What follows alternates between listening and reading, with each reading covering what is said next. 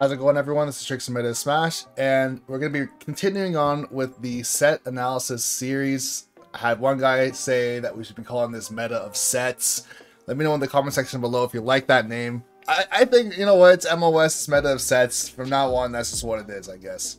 But what we're going to be doing is we're going to be taking a look at EVO Grand Finals between Tweek and Mkleo, and we could be looking at Game 5 of the last set if we want to. This game ends up going to a reset, or the whole set goes into a reset for Grand, so it's a very long set in its entirety.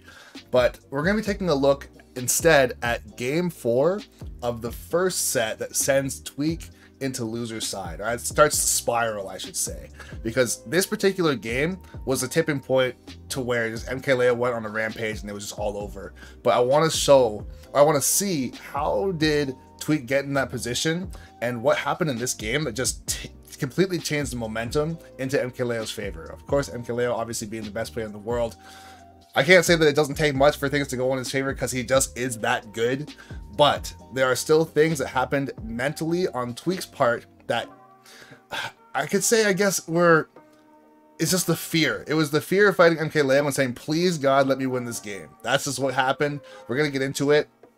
But right before we do get into it, I want to mention, of course, like I did with my last video, that I'm only going to be showing one game out of respect for the original content. If you want to see the set in its entirety, I'll link it in the description below. Shoutouts to VGBootCamp. Tons of top level play on the channel. If you don't know who they are, I don't know what you've been doing if you're in the Smash scene, but phenomenal content on that channel, so go definitely check it out. They have tons of phenomenal content on that channel, having tons of top players on there, so definitely go check it out. So that being said, let's get into it. So like I had mentioned before, we're going to be jumping in on set number 1, game number 4. And if anything crazy happens right off the bat, we're going to take a look at it. We're going to have some back and forth just to start with some combos getting grabs.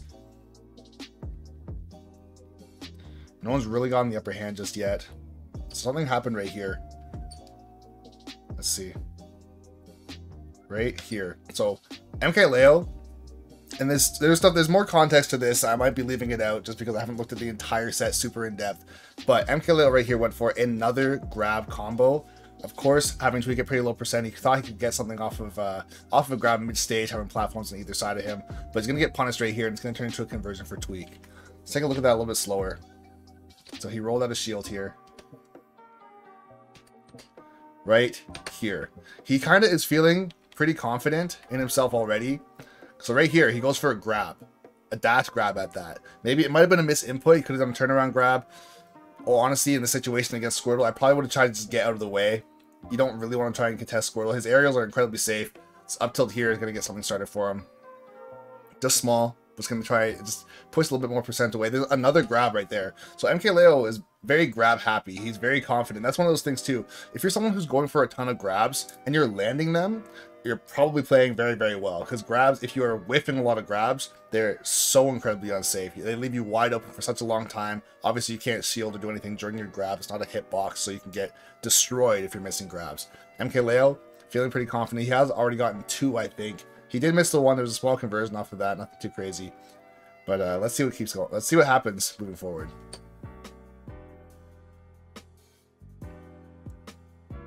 There's another grab. So Tweek is just getting grabbed like crazy. There's a grab coming in from Tweek. Arsene's going to be coming out any second now at the ledge. He's going to catch the switch. Notice how he waited there too. He knew he was going to switch. Either switch or air dodge. This is some option coverage as well. So right here, he does see the switch. Maybe he saw it in time and he actually reacted to this. Yes, he definitely waited. He waited and saw the switch.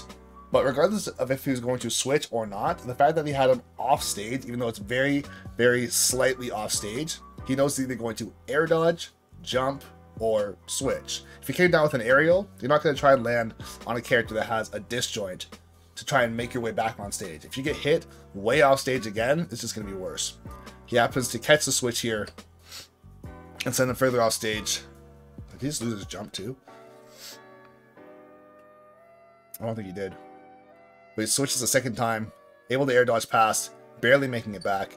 Once again, a lot of fear, getting up into shield. Of course, obviously, Mkleo, Grand Finals, I understand the fear, not to mention Arsene right in front of you, and you're pretty much at death percent. Barely missing that grab. So right there, I think Leo's gone for about 5 grabs so far. I might be wrong, 4 or 5 grabs. Barely misses one there, but that could have been really, really big for him there too. Tweek barely getting caught off guard by the Aegon, just giving him some space. Okay, this is super huge as well. As I'm talking, I just saw this. Let me go back. Look at the position that Tweek has Leo in. And this is how you know, like I said, I've talked about it in the past as well, the human aspect of playing this game. A CPU would not have done this, not because the CPU is better, but because the CPU doesn't understand fear. Okay, so Tweek is on stage, relatively even percent, and Tweek gets hit by Aegon, and then completely retreats. Completely retreats on shield, or on the platform, right? So gets hit away, right? Shield, jumps to the platform, shield, jumps away into the corner now. He's now getting himself ledge trapped, and all Mkleo did was move towards him. He didn't even hit him. Now he's in the corner. Able to actually get a reversal very luckily here. A lot of fear. Tweek and shield quite a bit, and that's one of those things. Mkleo obviously recognized this very early on, and earlier in the set as well. He's still shielding so much. Tweek is getting grabbed so much and is still willing to shield amongst anything else. Of course, you want to try and run out Arsene, but even backing off that much, I feel like Tweek could have... It's hard to say. Like, obviously, I know how this all ends, so there's always the hindsight, but he could have tried to be a little bit more, not aggressive, but assertive to say, okay, I'm not going to try and be overextending to hit you, but I'm not going to just give away the stage for free. I got to try and hold my own a little bit here, because right now you're kind of bullying me, getting these grabs, and I know you have Arsene, we're fairly high percent, but Leo is just telling or dictating to Tweek, saying, hey, okay, wherever I am, you're going to just run away. So if I want center stage, you're going to leave. That's what was happening in that earlier situation. Okay. Okay, nice read. So let's see. He's going to roll from the ledge, and he gets destroyed. I feel like roll from ledge at top level play is something that happens less and less. So it's this one of the things that's kind of weird too, is as you get to be higher and higher as your level of play, so like absolute top level play, the low level options become valid again, because another top player would assume that you should or probably would pick something that is better than that option, right? So Mkleo took the gamble saying, hey, you know what, I'm going to try this roll. Tweek might think I'm going to either get up and shield or get up and then jump or try and fight from the corner, so I might be able to catch him slipping, get back to mid stage pretty quickly or pretty easily. But Tweek had the read, sends him to the Shadow Realm, using his first stock. That was a nice conversion coming up by Tweek right here as well. This is very ballsy as well. So notice, he gets sent off stage right here, and he uses his jump to not only make it back on stage, but also contest Leo. I think Leo's going to go for a back air here. He was backwards. Yep, he tried. Barely misspaced. Maybe he just didn't anticipate that Tweek was going to try and get back on stage aggressive, especially at 100%. But this turned into a little conversion there. 41%. We're still going. This is the aggression that Tweek needed the entire time. Because here's the thing. I understand Arsene's not on stage at the moment, but Tweek is still at 100%. This is the confidence you want to see. Gets a little bit wild here. I can still respect it though. If he was able to get that before, I want to go back a little bit. If he was able to get, if he was able to get a gimp right there, I feel like in hindsight, I'm sure Tweek has watched this a million times, so I'm not going to try and beat him up at all about this. Honestly, I wouldn't even be in the situation ever. I probably never will in my life, as far as getting a chance to fight Leo and Grands of Evo. Probably never going to happen in my life. However, what I can say is right here, as you see, he has Arsene. Trying to spike Arsene after his 25 frames of invincibility or intangibility run out from his up B is way easier than trying to catch a base Joker who is tethering up to the ledge, because they can swing down, hang there, they can come straight up, they can swing down and then come straight up right away. So there's way more mix-ups from the tether. With Arsene, it's just straight up. So as Tweek, what I would have done is right here, I wouldn't have jumped off stage, to be honest. I would have gone for the Ivysaur classic, hit him with the Spirit Bomb down air, just wait for him to recover. That's the thing, we're playing offline as well, and Tweek is definitely good enough to hit that. That's not a problem at all for Tweek. The fact that he went this low, I think he was just trying to get him stuck under the stage, hoping that Mkleo would get a bad angle or something like that and potentially get gimped. But Mkleo is definitely going to stay composed in a situation like this as well. He's not going to let that happen. So right here, he did get himself ledge trapped, or Tweek did get himself ledge trapped, but he did get the reversal. That's a little nair, going to keep it going. So right there, he went for it with Charizard. Right there, he went for it with Charizard when I was talking about what he should have done with Ivysaur. And I feel like even with that timing, if this was, let's go a little further. If this right here, so if you see, he hits the ground a little early, but if this was Ivysaur, I feel like this might have actually hit. There's a chance this might have hit, just based on how close Mkleo is.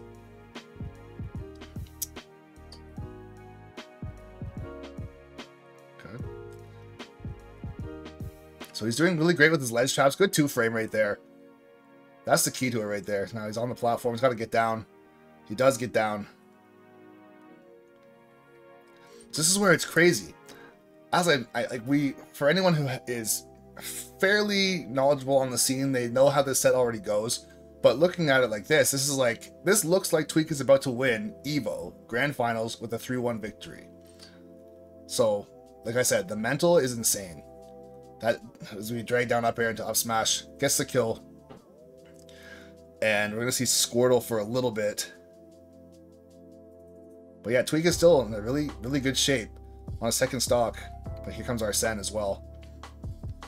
A lot of grabs still coming up from Leo. Leo has not abandoned the grab at all. He just doesn't care. Very lucky to get away from that up air. I feel like Leo should have gone for a fair there just because... Hold on. Let me explain before I gotta explain, because he's already dead. But I want to say... Where was it? Before that, I think. Right there. That should have been a fair. Only reason is because Squirtle's so small. That up air is not going to hit him unless Tweek tried to jump out immediately, in which case he would have jumped into this up air. But yeah, I got very small critique, but it kind of, in the moment, could have been a misinput. You never know. Gonna get another grab. Catches it. So even right here, jumping well off stage as well over here. Let me go back a little bit. So he jumps early. I think he jumps early, very well early enough to see, or for Leo to actually react to that as well. So he knew for a fact, okay, his jump's clearly gone. He's not trying to like anticipate and jump with the backer at the same time. It's pretty free at this point. So he tries to go for the switch, but Leo or Joker has the ability to throw out so many back airs. I'm pretty sure he does throw out a back air right here, and it still hits. That still hits. Did he wait? I don't think he waited. No, he threw out 2. He did throw out 2, I was going to say. You can just cover your track so easily. Back air being frame 7. The cooldown is like nothing. So he could honestly throw it out. And in that moment, Tweek was in end leg from the switch. So he couldn't switch then like spot dodge or air dodge immediately or anything like that. He was pretty much frame trapped just on his own. But really quickly again, Arsene coming through. Killing him at 93% with that back air. And now, Tweek, here's the thing too. And I say this to all of my students, it doesn't matter what level you're at. And this is even more crazy for me, all right? So you have Leo at 59%. Arsene is almost gone. You're fresh off the platform with 0% on yourself. And there's still 4 minutes and 39 seconds to win this game. I'm not suggesting that you camp and time him out, but there is no need to be as aggressive. Actually, before I even get into this, there's no need to be as assertive and putting yourself into bad situations as you are, or as Tweek did, I mean. Because right now he just can't land. Coming down as Charizard, I would have switched immediately. Go to Squirtle, try and just use your mobility to try and get Arsene out of there. The fact that he took 64%, let's go back a little bit as well. Like, this is combo food. Like, this is literally piranhas in a barrel waiting for waiting for the piece of chicken or turkey to come down or whatever it might be. It's like, oh, okay, we got Arsene and you got Charizard fresh off the platform. You gotta switch right here, bro. You gotta switch. He's thinking, maybe he's thinking I can get bigger damage, but I would have switched just for the sake of the mobility. Of course, Squirtle is smaller and can die earlier, but you got to get rid of Arsene. You have a lot of time still. There's no need to rush this. And this one grab is not a true combo. That's like a bunch of stuff that happens, but it just puts him into the blender, essentially. Let me take a look at the scene longer. Or go back even further, I mean. So we got grab, up air, up air. That is true. He wanted him to air dodge right straight down, I think. Did he go for the grab? No, he just goes for an air out. There's the switch, but at this point it's too late. You already took 45%. You're above him. You're using your jump off stage. You're getting ledge trapped. Shield in the corner. Fear rolled in, double roll, jumped away. They're out of shield. Another switch, kind of ill-advised. Like, I feel like it's hard to say because at this point, realistically, and like I said, I don't want to beat up Tweek too bad for this. I'm sure he's looked at this set a million times. But looking back, I'm sure he knows he should not have come off the stage or off the platform as Charizard. Charizard is asking to get eaten alive, especially at low percent. And now at this percent, it makes sense to stay as Charizard because he's heavy, right? That should have been the game right there. That should have, like right there, Tweek's heart broke right there. That 1,000,000%. This is your Evo Grand Champion, Tweek. And he barely misses him. Instead, he's cuddling with him on the ledge. Look how he's just holding him. What's going on? Okay. But yeah, he should have honestly hit him right there. Or that should have been a clean spike. I can't even say that was barely anticipation because like I said earlier on in the video, it is so hard to time that against a tethering recovery. The fact that he almost nailed it is actually ridiculous. Like, this is so close. Oh my god. You gotta feel for him.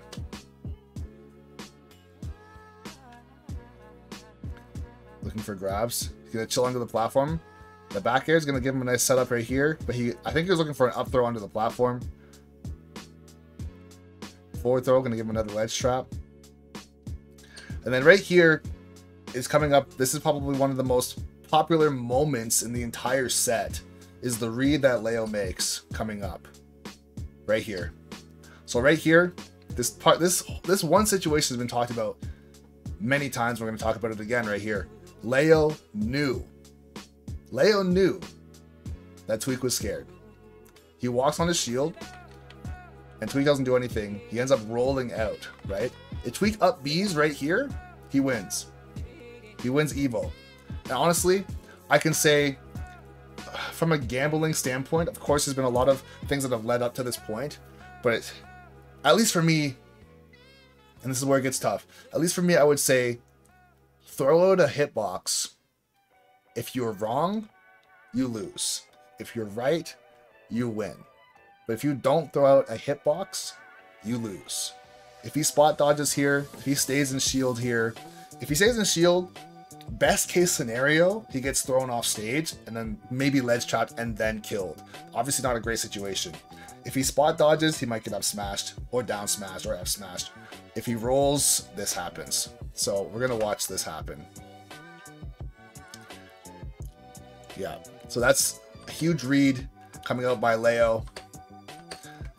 And he just, like I had said before, there's just that crumbling storyline, I guess, for Tweek, where he was doing so well at the beginning of the entire set. We haven't watched other videos or the other games by any means, but he's doing so well. But then the fear came in where he took so much damage from Arsene, and then you have Arsene on your back immediately again towards the end. You're stuck as Charizard. He didn't really want to be Charizard at the beginning, but things happen, I suppose. Missing the F tilt. If he lands his F tilt right here, also he does win again. So this F tilt he could have won. The spike on the left side he could have won. And let me see. Does he dash back here? Oh, he dashes. If he didn't do that dash in, he had the roll read. Because I don't think. Yeah, based on this, I think Mkleo knew that he was going to come up to the ledge, so he rolls at the exact same time. And I think, yeah, this is one of those things too. Tweek was in his own head, obviously. He was in his own head saying, I want you to roll, but I don't believe I've done enough to convince you to roll. So he got what he wanted, but then he got himself out of position by dashing forward. The F tilt comes out a little bit too slow. I feel like it's tough as well, because like in a situation, Tweek could have down smashed, that also would have won in the game. Of course, if Mkleo, that's where it's tough, because if, like I said, still, if you throw out a hitbox and you're wrong, you could still win, right? So he has a chance here to throw out a hitbox. This would have been super unga bunga if he did this, but if he did forward tilt, then up smash, forward tilt, then down smash, forward tilt, then up B, like just two attacks in a row rather than going into shield, he wins right here, right? But then he instead, and I break this down a lot for students as well too. Instead of saying the specific move that you should have done, it's the sequence of moves that you should have done. So here he goes attack, defend, defend. If he just went attack, attack, he would have won. Let's take a look at this one more time. So like guys, actually we'll go a little further back. So the sequence is attack coming up. So attack right here since he's in his face. So attack, missing, right? Defend right here. If he goes attack, defend, attack, he wins. If he goes attack, defend, defend. And by defend, a second time, shield is a defensive move, rolling is a defensive move. That's what I mean by defend, defend. Defend, defend. And yeah, this makes a read. The reason that I'm trying to think, I guess it could have been a bit of a panic as well on Tweek's part. Obviously, like I said, the scene has already been set multiple times. Mkleo, Grand Finals, Game 4. Game 4 Mkleo is a thing as well. Like, if you lose this, it's a bracket reset as well. It's not like if you lose this, it's the end of the tournament. But it's now that looming cloud over your head saying, I need to win this now. And it's like all the momentum is on the other person's side because they just got the reset. And it's Mkleo. It's like, geez. Tough times. So the only other thing that Tweek could have done here, and I don't think this would have been the right decision either, is he could have rolled the other way. He could have rolled to the right, and Mkleo could have dash attacked him, and he could have lost to that. If he stayed in shield, Mkleo could have grabbed him and got like the ledge chop, like I said before. If he spot dodged, Mkleo's going to down smash or up smash or F smash potentially. So rolling in, especially with Mkleo walking towards, but like this is a bait as well. Walking on somebody's shield like this is a bait. This is something that I do all the time. I'll walk on someone's shield for a certain amount of time till their fight or flight response kicks in, and then I'll just randomly up smash. Randomly up smash, I'd say. And it's typically, I'll catch them jumping or the first couple frames of their roll, and they'll get a kill because of that. Or sometimes also with Falco too, I'll do a jump back down air to catch their roll, down air, back air, or down air, up air, depending on the percent. And then yeah, so he goes for his bread and butter here, gets the fair one. This is fancy as hell, by the way, on Mkleo's part. I'm not taking away from him at all. Like this is overkill on his part. He could also just turn around and F smash as well. Mkleo could just walk towards him to the right, turn around F smash, and he's dead. Could have done that as well. But he goes for the fair one, catching the roll, right into the up air. GG's. And yeah, that's tough. But yeah, guys, you know what? That's going to be it for this video. Like I said, I'm not going to be showing the entire set. If you guys do want to check it out, once again, check out VGBootCamp. They have tons of top player sets. Obviously, they have people like Tweek and Mkleo and Sam Sora, Void, and everybody on there. Like I said as well, I'm going to be having a link to this whole set as well as their channel in the description below.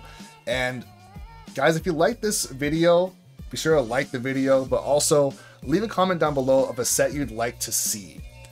Also, if there's anything in these videos that you'd like to see more of, I feel like we go pretty in depth. This video is around 20 minutes as far as me recording it right now, so we're going pretty in depth on one game. And I feel like you guys really do like that a lot more. And yeah, guys, that's going to be it. Once again, this is Trixx from Smash saying thanks for watching the video.